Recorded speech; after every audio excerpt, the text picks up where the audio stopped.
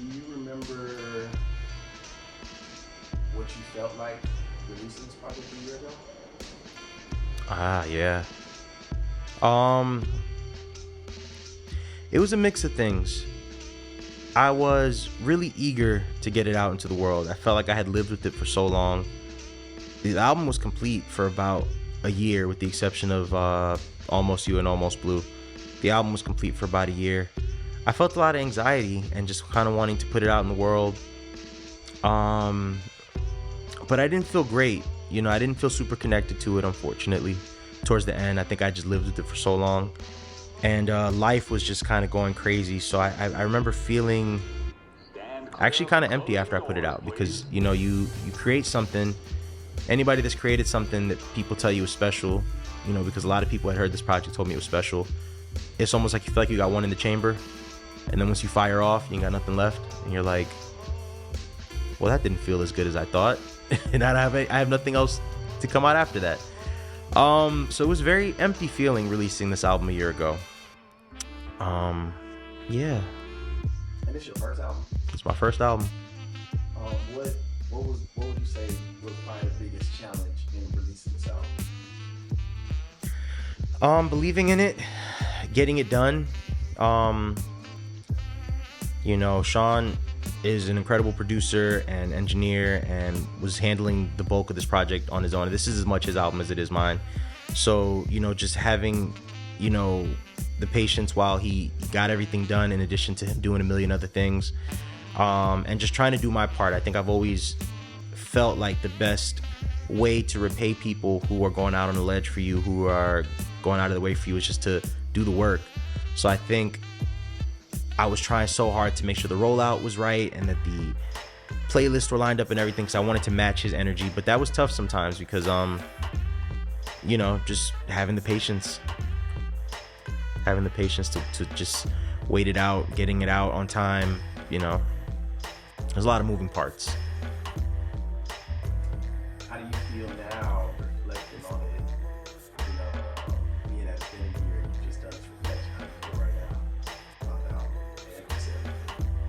I feel really proud of it. I feel like songs are spells, and I feel like after I made Midnight in Brooklyn, I actually lived it.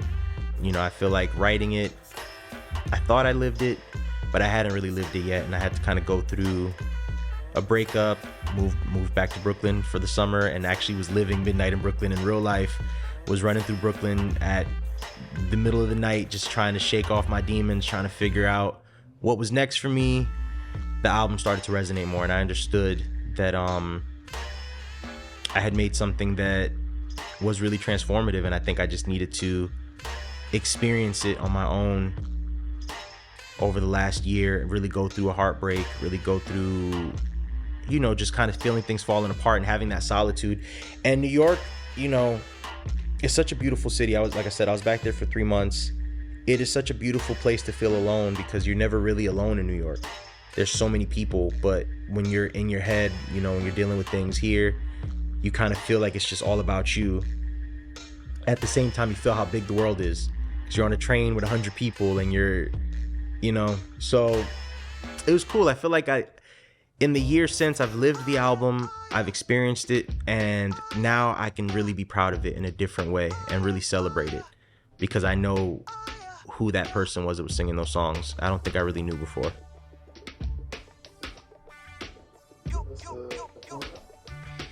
Yes, this was all really dark. So I am very proud of my album, Midnight in Brooklyn.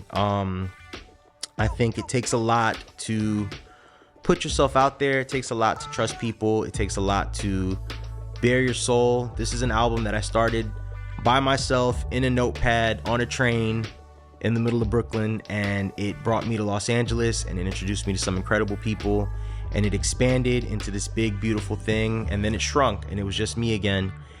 And through that whole experience, I realized the importance of putting your emotions out there. Okay, I would like to thank everybody who's listened to Midnight in Brooklyn over the last year. I appreciate your support and your love so much. This album is very near and dear to my heart. I feel like over this last year, I actually got a chance to live it and experience it and really be proud of it and really find myself within it. And it's been a wonderful journey. And for those of you who have reached out, who have connected with it, who it's resonated with, I thank you.